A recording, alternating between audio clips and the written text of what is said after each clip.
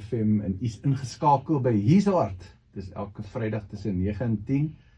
En baie keer as ek dit sê, dan dink die kykers en die luisteraars, ek dink is Vrydag. Is iets fout met my? Nee, daar is nie, want dit is Woensdag ook tussen 9 en 10. En baie welkom in die ateljee aan ons gas, Zia. Zia, welkom by Heartbeat FM. Hallo, dankie. Is jy hier, Zia? Ek is hier so. Ek wil net seker maak, jy is hier. Ek is hier so, ja. Dit is lekker om iemand jonk hier te hê vandag om bietjie te kom deel. En ek glo dis besteding, want ek het die week juis met 'n ouer gepraat wat 'n kind het wat deur 'n drastiese probleem gaan. En ek het so in my hart so compassion gehad vir die jong mense. En toe ek en jy nou mekaar sien daar by die kerkkantoor en by die kerk en so en toe dink ek net by myself, weet jy wat, ons moet eintlik 'n storie vir sy glorie kry van 'n jong mens, want die jong mense het probleme. Hulle staar dinge in die gesig en dit is wat ons vandag glo ek gaan doen hier op Heartbeat FM en ek glo hierdie program gaan baie beteken vir jong mense en vir ouers, dat hulle bietjie beter kan verstaan waaroor dit nou gaan. Nou ja, kom ons bid net saam, dat ons net die rustigheid hier in die ateljee kry, dat ons al die vrees van die jeug hier uitkry en net die gemak van die Heilige Gees hier verwelkom. Vader, ons dank U dat U vanmôre hier is, Vader, en dat U Zia radio toe gestuur het om haar storie te kom deel vir U glorie. Here, en ek weet, dit gaan impakvol wees, Vader, en mag elke persoon wat vandag luister, na die geklank van haar stem aangeraak word in die innerlike mens, in Jesus se magtige naam. Ons loof U en ons prys U daarvoor in Jesus naam. En almal sê, Amen. Amen. Wel Zia, jy het seker al die program gekyk, natuurlik almal het. Ek miskien nie. Maar die eerste vraag deel altyd oor hoe jy groot geraak het, jou jong lewe en so voort. Vertel net vir ons luisteraars en ons kykers bietjie oor Zia. Okay, so ek is Zia, en ek het groot geword in George, maar ek was gebore in Hermanus. Ons het wel George toe getrek toe ek nog baie jonk was, so ek kan nie regtig veel onthou van Hermanus nie. As ek my kinderjare kan beskryf, sal dit wees dat ek definitief nie 'n stil kind was nie. Ek was verskriklik besig. Ek dink ek het vir my ouers al hulle dae gegee. Ek was regtig stout geweest.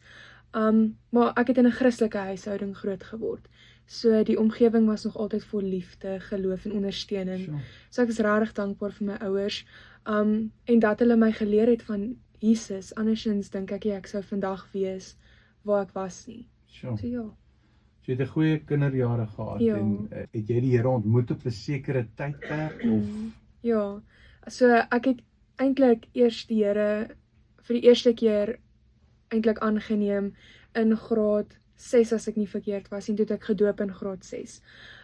Maar ek het hom meer intiem begin leer in graad 11. Om leer ken in graad 11. Ja, maar dit was daarom 'n baie lang tyd voordat hom actually baie meer intiem begin leer ken het. Veral as ek dink van die tydperk tussen graad 6 en graad 11. Maar ja, ek sal sommer deel. So ek het in hoërskool deur verskriklike moeilike tye gegaan. Dit is maar so met elke tiener, hoërskool is 'n nagmerrie, veral die eerste paar jaar. In graad 9 het ek al my vriende verloor en dit was omdat ek 'n Christen was. Sure. So ek was vir myself kwaad, want in my hart was ek die enigste persoon wat daai mense kon gelei het na Jesus toe, en ek het die geleentheid gemis, en ek het gedink ek was 'n false image van wat Jesus eintlik is, en dit het gelei tot verskriklik baie onvergifnis teenoor myself, en dit het regtig 'n groot impak gehad op my journey with Christ, want ek kon toe nooit eintlik uitkom waar ek moes uitkom nie. Ja, en ek het my identiteit gevestig om my vriende. So ek het my identiteit gevind in mense en wat hulle sê van my. En toe hulle my los, toe sit letterlik asof my hele wêreld ineenstort. So, hoe oud was jy toe? Ek was graad 9, so ek was 15 jaar oud. Ja, en dit was regtig. En dit is nogals interessant, want daar kom hierdie moeilike tyd in elk geval, wanneer jy deur puberty gaan, jy weet, want jou emosies voel anderste, jy gaan deur sulke goed, en ek bedoel, dis moeilik, want ouers verstaan dit ook nie altyd in daai seisoen nie. Jy weet, ek weet van kinders wat hulle self in kamers toesluit en al daai tipe van dinge, en ja, ek bedoel, die groep wat jy om jou het is baie belangrik, want ek bedoel, dit is ook maar waar jy voel ek behoort, ek is deel van iets, jy weet, en as jy dit ewe skielik verloor, kan dit nogal katastrofies wees. Nou, hoekom sou jy sê het hulle wegbeweeg van jou? Ek is 'n baie passievolle persoon as dit kom by geloof. Okay. En dit was regtig 'n interessante gesprek. Die een meisie in ons vriendegroepie was homoseksueel. Okay. En toe vra hulle my eendag, wat dink ek oor homoseksualiteit? En toe sê ek dink is verkeerd, maar ek gaan jou nie afskryf as 'n vriend omdat jy met dit identifiseer nie. Yes. En dit was een van die redes, ons 'n klomp redes. Een van hulle was, ek is te awkward as ek met hulle praat, ek's bietjie te stil. Ek's 'n Christen, ek is te opinionated, maar dit was meerderheid maar net eintlik omdat ek 'n Christen was met opinies. Yes. En hoe het jy dan voor dit met hulle vriende gebly? Was jou Christendom bietjie verkoel of? So die een meisie, ek was vriende met haar vandat ek klein was. Ons was 3 jaar uit en toe het sy en ek in vriendegroepies beweeg en uitbeweeg. Toe beweeg ons in hierdie vriendegroepie in. Maar ek dink my geloof was bietjie nie waar dit moet wees nie, want ek het nie die rooi vlaggies gesien betyds nie. Okay. So bietjie gecompromise. Ja. Ja, en jou lig was nie so bright nie, en toe die lig aangesit word en hy skyn bietjie brighter, toe begin dit bietjie te irriteer. En dis 'n baie ware en 'n baie realistiese probleem wat ons vandag het, want die Bybel staan ongelukkig teen die kultuur en baie van die dinge wat die kultuur nou al oor jare aanvaar het. Ek bedoel, in my tyd in die skool was dit anders as wat dit nou is. En ek sien dat baie dinge wat die woord van God sê is nie die regte pad om te stap nie, word nou net gesien as aanvaarbaar. Ja. En as jy moet opstaan spesiaal in 'n baie opinionated Gen Z generation, dan gaan jy definitief gepersecute wees. En wat het toe gebeur verder? So, omdat my lewe toe gevoel het asof dit ineenstort, het ek begin iets ontwikkel. Dit was nie depressie nie, maar dit was soos depressie. En met dit het ek ook angs begin ontwikkel. En ek sal sê die angs was so erg, ek moes dit eintlik gemedicate het. Maar ek het nooit vir my ouers gesê daarvan nie. So ek het eintlik maar net probeer dit wegsteek en hoop en bid hulle sien dit nie. Ek dink ek het dit reg gekry, maar ek is ook eintlik nie seker of ek het reg gekry het nie. Maar ja, baie diep donker depressie. Natuurlik het dit gelei tot wat elke tiener mee sukkel vandag, of meerderheid sukkel en is self-harming, maar ek het dit nie gedoen waar mense sal verwag nie, want gewoonlik doen ons dit op die pols of op die bobene, maar ek het dit gedoen op my voete. En ek het soveel stories oor hoe Jesus net daai deel van my lewe kom genees het, maar dit was nie baie slim van my gewees nie, want ek's 'n kontemporêre danser. So ek in daai tyd kon ek glad nie daai talente ontwikkel nie, want my voete was die hele tyd seer. Ja, en met dit ook verskriklik baie selfmoordneigings. Ek het van graad 9 tot graad 11 gesukkel met selfmoordneigings en ek het elke jaar probeer, so graad 9, graad 10 en graad 11. En elke keer as ek afkombuis toe wou gegaan het om dit te doen, het my ma gesit op die bank. En ek is letterlik net so frustreerd, want ek probeer nou obviously uit hierdie lewe uitgaan en ek kan nie, want my ma sit op die bank. Maar nou as ek daaraan dink, dan is ek vas oortuig, het was die Heilige Gees wat my ma laat in die aand wakker gehou het. Want sy is nie meer so laat wakker eintlik nie, sy gaan slaap nou vroeër. Maar ja, so baie diep donker gat ingeval. Jy praat van angs en verduidelik vir ons bietjie, wat is dit? Ek bedoel vir mense wat miskien nou nie mooi verstaan wat dit beteken nie, wat bedoel jy met angs? So wat angs, hoe dit in my lewe gemanifesteer het, was social anxiety. So waar ek verskriklik extroverties was, het ek gesukkel om met mense te praat. So ek kon nie meer gesprekke voer soos wat ek normaalweg kon nie. En dit het regtig 'n verskriklike impak gehad op my, want ek love mense, ek love om met mense te praat, maar ek kon dit nie doen nie. Want elke keer as iemand na my toe kom, het ek bang geraak en ek wou weghardloop. Andersins dit was dit verskriklik baie angs oor my toekoms. Ek het bang geraak want ek het nie besef dat God die dag van môre vashou nie. En ek het gedink dis in my hande.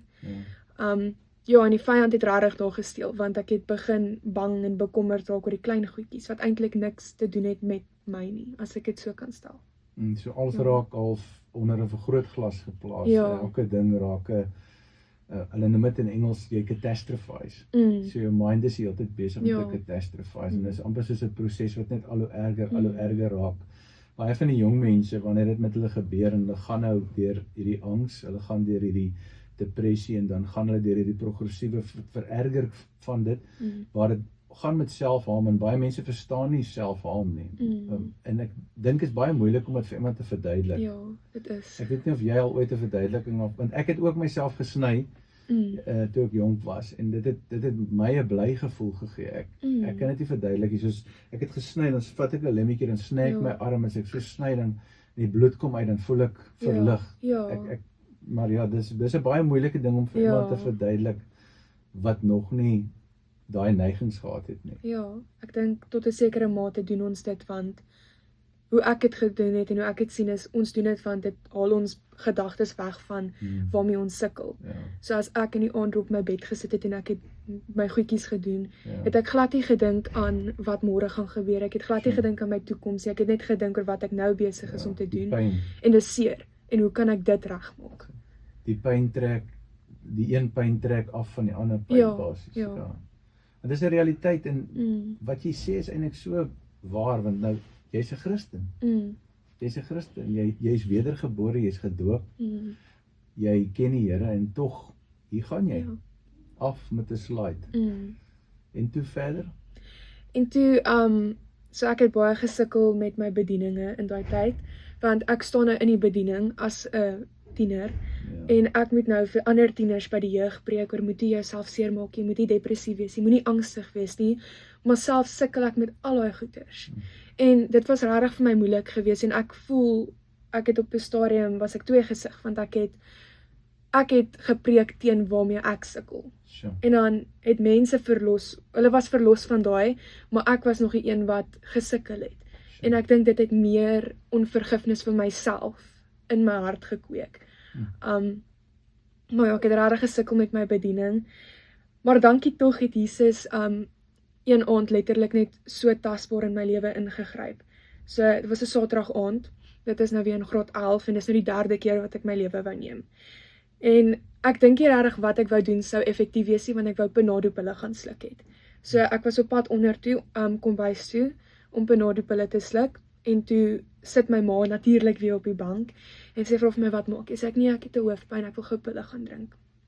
En toe gaan ek kombuis toe, en toe drink ek net 2 pille, want daar was iets in my wat my gekeer het, ek kon nie die hele botteltjie vat nie, ek weet nie hoekom nie, maar dit was nou obviously die Heilige Gees. En ek drink toe die 2 pille, en ek stap boontoe, en ek gaan sit op my bed, en ek begin toe weer my voete seermaak. En ek, iewers tydens die hele proses het iets my net gestop, en ek hoor 'n liedjie in my kop, en dit is Son of Suffering deur David Funk. En ek weet nie, ek het daai liedjie verskriklik lank terug gehoor, so hy het net gekom, en daai hele liedjie speel in my kop, dit was amper asof ons speakers aan was in my kamer, en ek besluit toe, ag wat, dis okay, ek sal op 'n ander tyd, laat ek net gaan slaap, dis maar net ek wat besig is om mal te raak. En daai volgende Sondag aand was daar 'n bedieningsspan by die kerk, en hulle het gekom en hulle het gesê, okay, almal moet vorentoe kom vir gebed, en ek stap toe vorentoe saam met my vriende, en hulle bid, maar hulle het nog nie by my aangekom nie. En een ding wat daai aand vir my uitgestaan het, was elke keer in die aanbidding, as ek probeer huil het, of ek het probeer menslike emosies uit te laat, het dit net nie gewerk nie. Ek kon letterlik net nie huil nie, het was die aakligste ding ooit. En toe kom Tannie Suzelle op, by die verhoog, en sy het die mikrofoon, en sy voel die Here sê vir haar, daar's iemand wat al lank sukkel met onvergifnis, maar dis vir hulle self, en dit gaan al lank so aan. En toe ek dit hoor, was dit asof ek in daai oomblik net neergeval het. Ek het letterlik neergeval en ek het gehuil. Maar dit was nie net huil nie, dit was soos 'n diep ontsteltenis wat uit my uitgekom het. Ek het begin snik, dit was 'n hele spektakel, as ek dit so kan stel. En ek dink my vriende was nogals verboureerd, want hulle het my probeer ophelp, maar ek het letterlik dead weight gegaan, ek het op die vloer neergeval, niemand kon my optrek nie. En toe ek op die vloer lê, het ek die Heilige Gees so teenwoordig ervaar, en dit was tasbaar, die lig was dik om my, en ek kon niks hoor wat om my aangegaan het, ek het letterlik net gelê en vir Jesus gekyk, en toe het hy na my toe begin stap, en hy het my net omhels, en het my vasgehou, en ek glo regtig daai aand het hy iets kom doen wat nie natuurlik is nie, want van dat ek my lewe weer vir hom gegee daai aand, het ek glad nie meer angs gehad nie. So Sure. die angs wat eintlik kronies was en gemedikeer moes word, weg. Depressie, ek het nog nooit in my lewe weer depressief gevoel nie. En ek het toe nog nooit weer myself seer gemaak nie. So daai aand was regtig 'n keerpunt vir my in my geloof. Want een encounter met Jesus het my verander. En hoe ek daarvan hou om dit op te som is my gees het 'n openbaring gehad van die lewendige God en my vlees kon nie anders as om oor te gee nie. So ja, dit was een van die ek weet nie eintlik hoe om dit te beskryf nie, maar dit was een van die beste aande van my lewe. Natuurlijk. Want volle genesing. So ja. Sjoe. Dis wonderlik want jy's 31ste persoon wat radio toe gekom het hierdie jaar. Wat hulle storie kom deel vir Jesus se glorie. En ek hoor baie kere hierdie selfde tipe verhaal waar Jesus in jou pyn opdaag, in jou ellende opdaag en baie kere koöperatief, jy weet in die kerk. Ons het heelwat kere wanneer dit in die kerk gebeur. Daar is kere wanneer dit op ander plekke gebeur, maar baie kere in die lokale kerk waar die Heilige Gees werk en jy word aangeraak. Ja.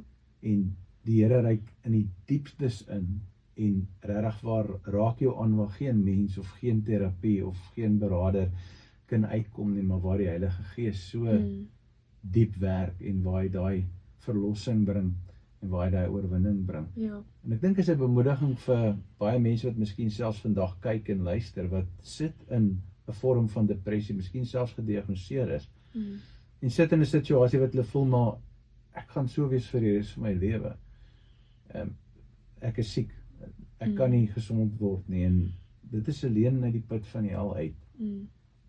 Die Here doen wonders en tekens en ek het nou al hoeveel keer gesien in hierdie ateljee, net selfs hier en in die bediening vir baie jare, maar in die ateljee hoor ek hierdie stories vir sy glorie en ek hoor hoe die Here mense vrymaak en ek wil net vir die mense ook sê vandag, soos hulle na jou getuienis luister, mag hulle moed skep en mag hulle hoor wat die Gees vir hulle sê vir hulle lewe, want God is nie 'n aannemer van persoon nie. So wat hy vir Zia gedoen het, kan hy vir jou ook doen, wil hy vir jou ook doen.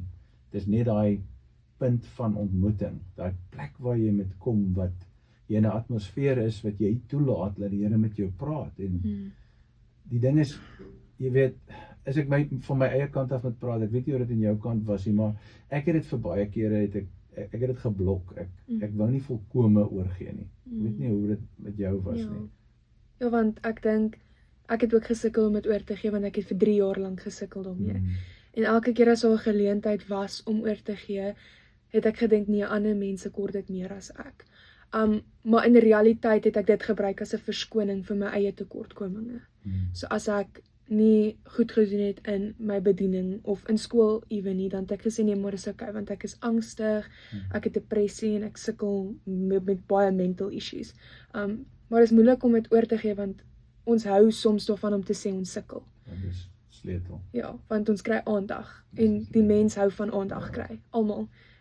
So ja, ek dink dis hoekom dit moeilik is om oor te gee, want jy hou eerstens van die aandag en tweedens jy wil nie oorgee nie, want dis joune. Dis 'n sleutel, want ek dink is 'n tiener ding. As ek moet dink, ek het een keer my arm gebreek net om aandag te kry. Dit klink simpel. Ja. Miskien vir 'n groot volwasse mens wat graag sy arms wil behou. maar dit is hoe erg daai, jy weet, spesiaal wanneer jy begin ervaar dat mense jou weerstaan, jou reject, spesiaal vriendekringe en so voort, en jy voel daai rejection, dan wil jy enigiets doen om aandag te kry, en ongelukkig is die probleem, dat dit kan miskien werk om die aandag te kry, maar jy kry baie kere die aandag van die verkeerde mense op die verkeerde maniere, en dan begin jy blootgestel te word aan die verkeerde dinge. Myne was dwelms. So ek het begin dwelms gebruik en myself probeer met dwelms sit uit. Ander mense ongelukkig kom in 'n posisie waar hulle in 'n situasie is waar hulle 'n label kry wat vir hulle sê dit is wat nie jou fout is, en dan sal hulle vir die res van hulle lewe vas in daai situasie. En God het 'n goeie lewe en 'n beter lewe vir jou beplan. Jy weet, die duiwel het gekom om te steel, te moord en te verwoes. Jesus het gekom dat ons lewe in oorvloed kan hê, en depressie en angstigheid en selfhaam en selfmoordneigings, dis nie lewe in oorvloed nie. Mm. Dis hel. Ja. En ek dink sommer nou, ons het gisterand by die Young Adults toe, praat ons oor Romeine 12 vers 11, en ek dink nou so aan daai versie wat dit sê, do not lack diligence in zeal, be fervent, serve the Lord. En wat daai versie eintlik net sê is, moet nie jou passie verloor vir Jesus nie. En ek dink die wêreld en alles wat dit in ons lewe inspreek, soos die dwelms of die self-harm, al daai goed, dit vat eintlik jou ziel weg.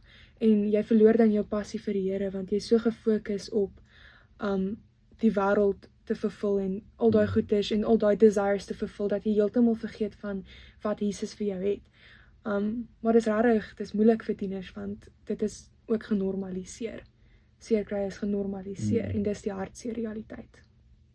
Ja, tieners is taaf, want ek het nou gister gedink, soos, ja, jy weet, as jy werk met mense wat op sekere fases van hulle lewe is ek dink aan die tienerfases wat ek nou al gesien het en self ervaar het, ek kan dit nog onthou, ek is oud, maar ek kan nog steeds onthou hoe dit was, dan is dis baie amplified, so alles is amplified, alles is erger, en jy raak baie weird, jy weet, en dis ongelukkig seker maar sekere hormonal changes en goed ook, maar dis 'n tyd wat ek dink jy baie vulnerable is ook. Ja. Dis hoekom as jy gaan kyk na statistieke, dan sal jy sien dat meeste van jou selfdood kom voor onder daai ouderdomsgroepe in die wêreld. En in feite dis besig om toe te neem, want die jong mense is nie gelukkig nie. Hulle is nie gelukkig nie. Hulle is nie gelukkig met die lewenstyl wat hulle leef nie. Hulle is nie gelukkig met die wat ons noem postmodernism, die kultuur wat huidigelik vir hulle sê wat is reg en verkeerd nie, in die waardes van God uithaal, die waardes van die woord uithaal.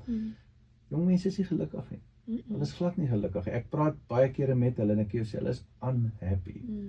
En niks van die goed wat die wêreld vir hulle bied, maak hulle gelukkig nie. Ja, want hulle, so iemand het eendag gesê, daar's 'n gat in jou hart wat letterlik net Jesus kan kom volmaak. Ja. En hulle probeer om daai leemtyd vol te maak met die goed van die wêreld. Ek het dit self gedoen. En dan verstaan ons nie hoekom ons nie vervuld is nie, maar ons plaas al ons aandag en al ons energie en liefde, ons aanbid die wêreld in plaas van Jesus. Ja. Ongelukkig, soos jy nou vir ons vertel het, is die kerk nie meer baie populêr onder die mainstream groepe nie, in die skole nie. Weet die kerke werk hard, baie van die kerke werk hard om in die skole in te kom, met die kinders uit te kom, maar is definitief nie die A-groep nie, die popular groep nie. Nee, want ek voel, sommige kerke bemark kerk as hierdie plek waar jy kan vry wees en jy kan jouself wees, en dit is goed om te doen, maar hulle ignoreer die feit dat tieners soms net vasgevat moet word en gesê moet word, hoorie, dis nie okay dat jy so sukkel nie, daar's beter vir jou. En kerk word nie meer so bemark soos wat dit altyd was nie. Ek bedoel, as ons TikTok oopmaak, die wêreld is vol. TikTok vat die wêreld oor en die wêreld vat TikTok oor, as hy sin maak. Ek kan nou my TikTok oopmaak en die eerste paar video's sal wees oor hoe lekker die wêreld is, en dan sal ons so nou en dan 'n Christelike video opkom. Maar die punt wat ek probeer maak is dat Christendom is nie meer bemark soos wat dit moet bemark word nie, want daar's altyd beter wat die wêreld vir jou kan gee. En ek dink daar is 'n laaste afval waarvan Jesus gepraat het, maar dan is daar ook 'n verkoeling, en daar's baie mense wat skaam is. Hulle skaam dat hulle Christene is. Ja. Ek kyk net na die hoeveelheid mense in die kerk en hoeveel mense op social media bereid is om 'n post van my te deel of om iets te like wat ek sê, Christene, want hulle skaam. Ja. Hulle skaam, hulle voel dit gaan nie populêr wees as ek my Christendom publiek maak nie. Ja. Jy weet, en dit maak dit soos half die jong mense vra die vraag, maar glo julle werklik wat julle sê, want jong mense wil authenticity hê. Ja. Ja. So dit met as jy dit sê, maar jy het leef. Ja, hoe ek het sien is, dis baie maklik om iets te gaan post op Instagram of Facebook en dan sê jy, ja, ek is 'n Christen, maar jong mense veral, ons stel op as jy nie authentic is nie. So met dit is dit ook 'n waarskuwing dat ons moet lewe soos wat ons op die internet onsself portray, want jong mense hou jou dop. Almal hou jou dop eintlik. En as jy iets doen wat bietjie teen Christendom gaan, as ek dit so kan stel, dan skep jy 'n waninterpretasie vir daai tiener oor Christendom. En dan begin hulle lewe soos jy. en dan sit eintlik 'n lewe van lukewarm Christianity. Mm. Dis hoekom ons moet post, maar ons moet ook lewe soos wat ons post, want dit help nie ek post nou 'n klomp Bybelversies, maar ek gaan sit in 'n bar en ek drink myself siek nie. Sjoe. Ja, dis waar. Soos jy nou vir die ouers iets kan sê vandag, wat sou jy vir hulle sê? Ouers wat nou moontlik in dieselfde situasie sit met kinders soos jy was, en miskien nou sit in een of ander donker gat, wat kan hulle doen? Ek sal sê wees net sensitief vir die Heilige Gees. My ma se voorbeeld. 'n Mens bly nie net wakker tot 2 uur in die oggend omdat jy wil wakker bly nie. Daar is iets wat jy moet wakker hou. So eerstens sal ek sê wees net sensitief vir die Heilige Gees en die werking van die Heilige Gees. Want ek weet ons sê altyd dis moeilik om die Heilige Gees te hoor of is moeilik om God te hoor, maar daar's 'n Bybel. Die Bybel is God wat met jou praat. So lees jou Bybel, bid elke dag, die basics. En moenie ophou bid vir jou tieners nie. Moenie ophou bid vir jou kinders nie, want ek dink my ma bid nou nog vir my en dit dra my deur die lewe. So word iemand wat die hart van gebed het. Wees iemand wat vir jou kind in battle intree in gebed. Want dit maak regtig 'n groot impak op hoe ons spiritueel vorder en hoe ons ook mentally vorder. Want ons iets wat gebed kan doen wat 'n therapy session nie kan doen nie. En dit is die waarheid van die ja, dis die waarheid. Wat jy sê is so waar, jy is so wys vir jou ouderdom. Jy weet ek glo jy's 10 en jy weet al die goed nie, maar die ding is as ouers en as ouer mense skuld ons dit om regtig waar diep in ons Christendom Jesus te soek tot op die punt waar ons 'n waaragtige verhouding, 'n lewende verhouding het, nie 'n hypocritical relationship wat een ding sê en 'n ander ding doen nie. Want soos wat Zia gesê het, jou kinders kyk vir jou. Hulle luister dalk, maar hulle kyk meer as wat hulle luister. En die ding is, hoe meer hulle kyk en sien wat jy doen en wat jy sê is in harmonie met mekaar, hoe meer gaan hulle luister.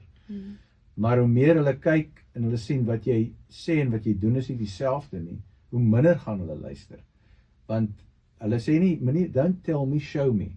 Jy weet, en dit is 'n principle van Christianity en so krities op daai ouderdomsfase dat ons dit model, want wanneer ek met kinders baie kere gewerk het wat deur regtig moeilike tye gaan, en ek gaan terug na die ouerhuis, dan kry ek in baie gevalle, dit is nou nie so in jou geval gewees nie, maar in al dan nie meeste gevalle nie, kry ons die probleem in die ouerhuis. Dan sien ons dat daar's 'n probleem, daar's inconsistencies. Jy weet, die Sondag wil die ouer vir die kind sê, kom, ons gaan vandag kerk toe. Ek sit my voet neer, klim in die kar, jy gaan kerk doen. Nou, gaan hy tiener maar sleep saam kerk toe, dan sit in die kerk, jy weet, vloek seker nog onder die asem deur die ouer, sit rustig daar, maar dan Maandag dan vloek die ouer weer die kind aan die brand, en Dinsdag dan slaan die ouers mekaar, en dan Woensdag lê hulle dronk op happy hour, en Sondag dan wil hulle weer die kind kerk toe dwing.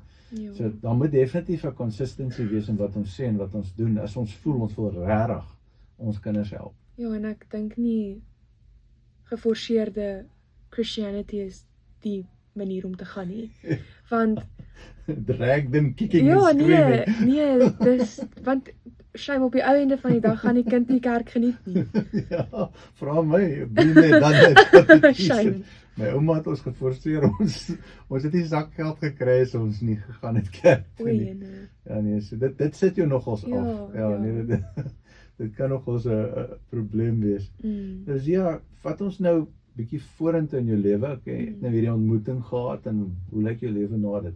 So, nadat ek vir Jesus weer aangeneem het as verlosser, het ek kan net sê ek het die lewe begin sien deur rose-colored glasses. My lewe het so drasties verander, ek het weer die joy begin vind in die klein goedjies. Ja, ek het al in graad 9 by Grace Place bediening aand confirmation gekry oor my roeping. En ek het regtig nooit voorheen die waarde gesien daarin om voltyds bediening te gaan doen nie. Maar na daai aand is dit asof ek die waarde sien daarin. Want as dit nie ons is nie, dan wie? Wie gaan die verlore skapies gaan haal? Maar ja, ek het weer eens ongelooflik extroverties geraak. Ek was 'n introvert gewees tydens daai paar jaar. En ek dink dit was vir my die beste ding ooit, want ek sukkel vandag nog so 'n bietjie om met mense te praat, maar dit kom meer natuurlik nou. En ja, ek het al die vriende wat ek verloor het ek tenfold meer gekry. So almal wat ek verloor het ek teruggekry en meer, en hulle almal is Christen. Maar wat vir my die spesiaalste was die vriende wat ek verloor het, kon ek toe weer mee in matriek reconnect, en ons het nou weer vriendskap, en dis regtig 'n mooi vriendskap, want hulle het besef wat hulle gedoen het was dalk nie reg nie, en ek kan sien daar's 'n longing na Jesus, en ek is actually net so dankbaar vir die geleentheid om weer Jesus met hulle te kan deel. Maar andersins dit het ek weer verskriklik passievol geraak oor kerk, bediening, worship, Bybel lees, al daai goedjies. En ek kan daarvan getuig in my eie lewe. Ek het veral in die somer het ek begin alleen gaan stap, en my ouers kan nie verstaan hoekom ek alleen wil stap op die plaas nie, maar dit was hoe ek met God connect het. Ek het gaan stap en ek het gebid, en ja, ek dink dit het regtig my gehelp om aan te hou, vashou aan hom. Ek het weer begin intense Bybelstudie doen, want ek het die Bybel gelees voorheen, maar ek het nooit ingeneem wat ek gelees het nie. Ja, so my lewe het vir die beste verander. Letterlik net soveel joy begin ervaar in my lewe. Sure. En bediening, wat doen jy nou? So ek intern nou by die kerk, Okay. vir 'n jaar wat super fun is. Almal sê vir my, sekerlik lekker om by die kerk te werk, maar dis verskriklik lekker. Ek geniet dit so baie. Ek's baie aktief in ons jeugbediening, en veral by ons aanbiddingsspan ook. Jeugbediening is een van my verskriklike groot passies. Ek is nogals bang vir die dag wat ek oud raak, want ek love it om jonk te wees. Maar dis regtig amazing. Ek is regtig bang as ek oud word. Ek het nou die dag gesit en dink oor, as ek 30 is, gaan ek nog steeds jeugbediening kan doen. Maar ja, ek's aktief in die jeugbediening en aanbidding. Ja, so dis maar Jy kry ouens wat lank in jeugbediening doen. Kyk vir James by Shofar, hy lyk nog steeds asof hy 20 is en hy's al 100. So ek bedoel, daar is ouens wat lank, en ek bedoel as jou hart jonk is, en ja, mens moet net relevant wees en so aan. So jy intern by Soteria, Yes. en jy's ook in die aanbiddingsspan. Ons is vir 'n tydperk nou daar saam met julle, wat ons bietjie aanbidding doen, en dit is amazing om te sien wat die Here doen. En dan by die young adults. By die young adults, ja, ek het actually, dit was baie onverwags, want ek is nog vars 'n young adult, ek's nou eers 18, en Brigitte is nou mos op kraamverlof, so hulle het 'n bietjie meer leiers nodig, en hulle het my genader en gevra, hoorie, wil jy kom preek by die young adults een aand, Sure.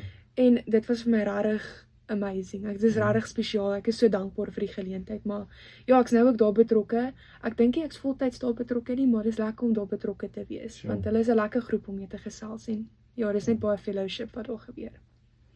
Nou wat sou jy sê vir mense wat nou vandag luister na jou en wat sê, Jessie, ons hoor wat jy sê en jy's so passievol en jy weet jy's betrokke hier en betrokke daar, maar hulle voel hulle sukkel met hulle Christendom. Jy weet, wat sou jy sê is die sleutel tot hierdie konstante vloei van Jesus in jou lewe? Sjoe, ja nee, so eerstens, daar's hierdie quote waarby ek leef. Ek het hom op my hart geskryf, ek sal hom altyd onthou. En dit sê basically, if Jesus is all you have, then you have all you need. Sure. So, eerstens sal ek net sê, hou vas aan Jesus. Of verloor jy mense in jou lewe, dis okay, want jy het vir Jesus. En hy is letterlik daar om jou beste vriend te wees, en hy is daar om jou te mentor. So, hou vas aan Jesus. Dan sal ek ook sê, as jy sukkel, kies jou vriende mooi, kies jou sirkel mooi, want ek dink die verkeerde stem op die verkeerde tyd gaan jou bestemming verander. Sure. En as jy nie versigtig is nie, dan gaan die wêreld jou identiteit steel, want jou identiteit is in die mense om jou, as hy sin maak. So kies jou vriende mooi, want glo dit of nie, mense het 'n groot impak op Christendom. Dit verskriklik baie groot impak op hoe jy dink en lewe en hoe jy Christianity view. En dan, hierdie is dalk bietjie random, maar ek voel spesifiek bemoediging vir jong mense oor Christendom. Een van my vriende by die jeug, hy sê vir my, hy wil so graag in bediening intree eendag, maar hy is bang. Toe vra ek vir hom, hoekom is jy bang? Toe sê hy vir my, want hy is jonk.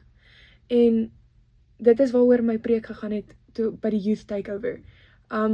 Is moet nie jou jonkheid verag nie, as ek dit so kan stel. En ek dink so aan Josia. Hy was 8 jaar oud toe hy koning geraak het van Juda. En sy ouers en sy oupa was nie 'n goeie voorbeeld gewees vir hom nie, maar hy het nog steeds ingetree in wat God vir hom beplan het. En hy het amazing werk gedoen as 'n koning, ons lees dit in die Bybel. En toe hy oorlede is, toe het die volk weer vergaan. So ek sal daar sê, jy is dalk jonk ja, maar jy is geroep vir 'n tyd soos hierdie. Esther, jy is geroep vir 'n tyd soos hierdie.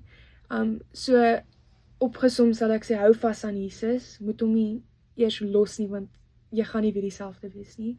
Kies jou sirkel verskriklik versigtig. En God gebruik almal, is jy jonk of is jy oud. Hy gaan jou gebruik vir 'n rede, so jy's hier vir 'n rede en hy wil jou gebruik. Ja. En as jy nou iemand het vanmôre wat luister na die uitsending of kyk selfs op social media en hulle is waar jy was, wat sou jy vir hulle sê? Sjoe, ek sou sê hardloop na Jesus toe, sommer vinnig, want jy gaan in 'n gat val en dit gaan nie maklik wees om uit daai gat uit te klim nie. En ek voel die verskoning wat ons gebruik is, maar hy gaan my nie aanvaar nie. Maar die realiteit is, Jesus soek jou soos jy is. So hardloop na Jesus toe, moet hom nie afskryf omdat jy 'n fout gemaak het. Jy hardloop na hom toe en sommer volspoed. Ja. Want hy's regtig, hy's net so lief vir jou en hy sou nie op die kruis gewees het en gedoen het wat hy gedoen het as hy nie lief was vir jou nie. Sure. En hy's eintlik die enigste ene wat jou kan help. Ja, verseker ja. Ek dink die probleem met baie van ons is soos die verlore seun. Ja. Dat ons hardloop weg. Ons raak betrokke met dinge wat ons nie betrokke mee moet raak nie. En dan begin die selfverwyte en dan begin ons ook sommer vir God te besluit dat hy ons nou nie meer wil hê nie, dat ons nie meer goed genoeg is nie. So ons kry onsself in daai situasie, dan is ons weg van hom af. Ons Vader wag met oop arms vir ons. Hy wag, hy staan daar en wag. En ons sê vir onsself, maar ons Vader sal ons nie weer terugvat nie. Ja. Ons is te sleg. Ons is nie goed genoeg nie. En ons ken almal die storie van die verlore seun. Ek wil die Vader wag en wanneer die verlore seun op daai punt kom wat hy sê, wie wat, ek het 'n idee, ek gaan na my Vader toe gaan en ek gaan vir hom sê, maak my net 'n diensknegt. Ja. So. En toe hy daar kom, wat het hy gekry? Hy was nie net 'n diensknegt gemaak nie, hy het 'n fees gekry, 'n feesmaal gekry. Daar was 'n dier vir hom geslag, hy het 'n ring gekry. Hy het 'n kleed gekry, hy het skoene gekry, hy het 'n staf gekry. Hy het 'n restaurasie gekry. En dis die Vader wag. Vandag vir elke persoon. Maak nie saak wat jy gedoen het nie. Die Vader wag vir jou.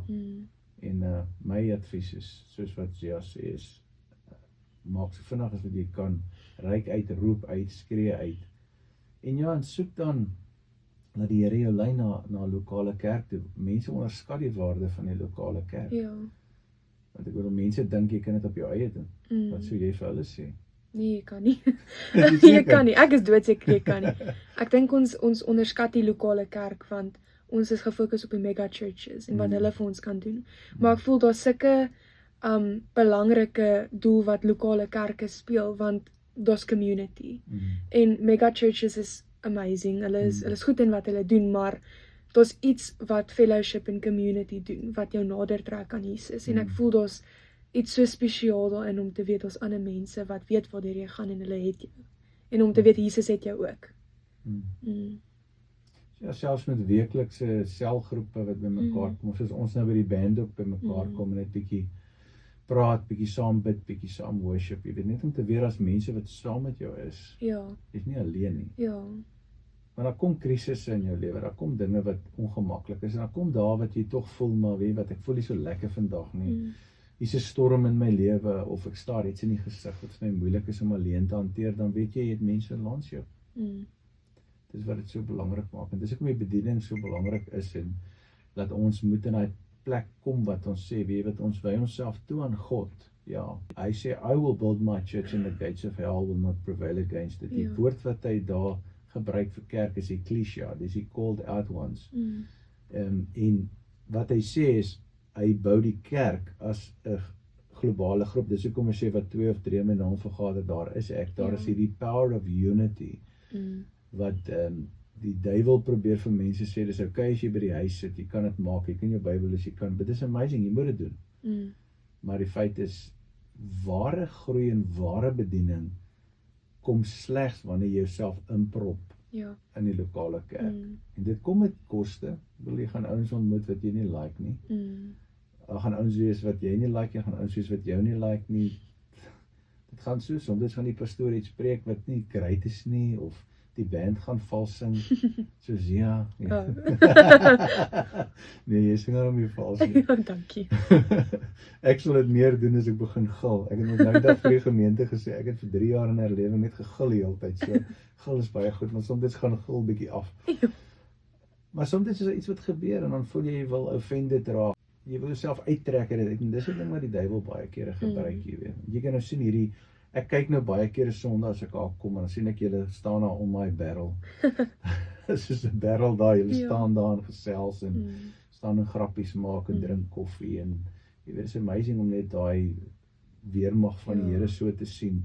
It's fellowship by mekaar wees, by unity. Ja, dis regtig spesiaal. Ek weet nie, ek was al by soveel jeuggroepe, en sit like mega church youth groups, en dit is nie lekker nie, want daar's iets so spesiaal in 'n klein jeuggroep. Ek dink dit spesifiek aan die jeug, dis waar al my vriende eintlik vandaan kom, van die jeug. En is eintlik net sulke oop environment waar jy net kan deel oor Jesus en daar's vrymoedigheid in klein kerke. Dis ook hoekom ek dink dit is so maklik om community te vind. Want ons is almal daar vir dieselfde persoon, ons is almal daar vir dieselfde rede. So dis maklik om te connect met mense. Sure. Ja, so ek dink die waarde van die lokale kerk is verskriklik groot. Het jy enige planne vir die toekoms? Ek het baie planne, maar ek weet nie of dit gaan realiseer nie. Ek swat nou teologie. So ek wil eendag 'n pastoor word. Dit is een van my grootste drome. Dan ook wil ek eendag, nie vandag nie, maar eendag dalk probeer musiek maak. Ja, want musiek is regtig een van die belangrikste goed in my lewe. Dis ook hoe ek connect met die Here. So hopelik sal ek eendag musiek kan maak, ons sal maar sien. Ja, en dan eendag, maar baie ver vorentoe, sal ek graag 'n kerk wil stig eendag. Maar ja, ek dink eintlik waarop dit alles neerkom is ek wil net gebruik word. Sure. Ek wil net bedien. So Rian, wees versigtig, hier kom Sorteria 2, die beter weergawe. Ek terg man, soms gaan my grappe te ver. Maar dis merkwaardig om te sien. Ek het gesien op jou profiel, jy studeer deur SATS. Ja, deur SATS. Ja, ek het ook deur SATS geswat op 'n baie ou ouderdom en is lekker. So dis is nie maklik nie. Dis nie maklik. Maar is dit ja, spesiaal vir my wat nie so verskriklik akademies was nie, was dit nie maklik nie, maar is iets wat 'n mens kan doen en wat jy moet doen en dis ook bietjie duur. Maar dis 'n goeie grondslag, dit gee 'n goeie fondasie. Dat hulle BTA graad is baie goed. So ja nee, ek is en dit is geakkrediteer wat jy weet vir sommige mense, ons Bybelskool ouens is dit nie so belangrik wat klaar in die bediening is en hulle wil net toegerus wees vir die dienswerk. So hulle sal kom en hulle wil leer om te preek, hulle wil leer hoe om skrifontleding te doen. Hulle wil leer om kerkadministrasie te doen en ons kan hulle al daai dinge leer. Ons is 30 jaar in die bediening en ons het 'n baie goeie 3 jaar kurrikulum. Maar SATS is nou 'n Bachelor of Theology wat jy geakkrediteerde graad kry wat geerken word deur SAQA in Suid-Afrika en dan ook deur die educational institutions. Dit is veel duurder. Jy weet, ek bedoel, ek weet nie wat dit nou is nie, maar ek weet toe ek geswaat het ek 70-80 000 betaal vir die graad en oor die tydperk wat jy studeer. En ek dink dit sal seker nou nader wees aan die 100. Maar baie dankie Zia dat jy gekom het. Ons waardeer dit. Dankie dat jy Heartbeat FM toe gekom het en jou storie kom deel het vir sy glorie. En ek glo dit gaan vir baie mense vir baie lank nog bemoedig. Ons sluit net af met gebed. Sal jy sommer vir ons afsluit? Yes. Okay. Ja Here, dankie net so baie vir die voorreg wat ons almal het om vandag net wakker te kon word. Here, dankie net dat U nie 'n God is wat ons los in ons donker plekke nie. Dankie dat U iemand is wat altyd sal ingryp wanneer ons hulp nodig het. Here, dankie dat U net regtig soveel liefde vir ons het dat U ons nie sal los nie. Ja Here, ek bid net sommer dat my storie, al is dit dalk nou nie die grootste of die mees indrukwekkendste nie, dat die een waarheid by mense sal vassteek en dit is dat Jesus is 'n God van liefde en hy sal ons nie los nie. Ja Here, dankie net regtig vir alles wat U vir ons doen. Ons is so lief vir U. En ja, Ons kan nie wag om te sien wat U verder in ons almal se lewens gaan doen nie. Amen. Amen. Amen. Dit